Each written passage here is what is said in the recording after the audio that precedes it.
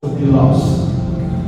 We call that the generational curse, but we are believing it will be broken in the lives of our families and even going on our children. Father, we just thank you, Lord, for this beautiful soul, this beautiful children, Lord, that you have brought upon CFLC. Lord, we are believing that there is a wonderful, marvelous future, Lord, upon these little ones.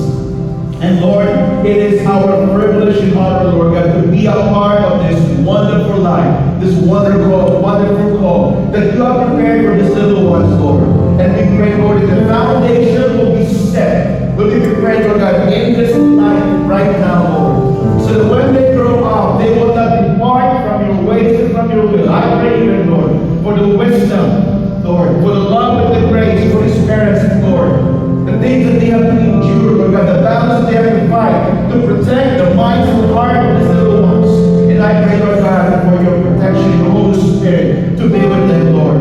And we just decree, Lord God, that the enemy has no power, has no right, has no authority upon our children, Lord. And we declare that Jesus Christ is Lord upon these children, Lord God, upon these families, and upon these parents. We thank you, Lord, and we trust you, God, this moment as we hear your words proclaimed. In Jesus' name we pray. Everybody say, Amen and amen. Yes,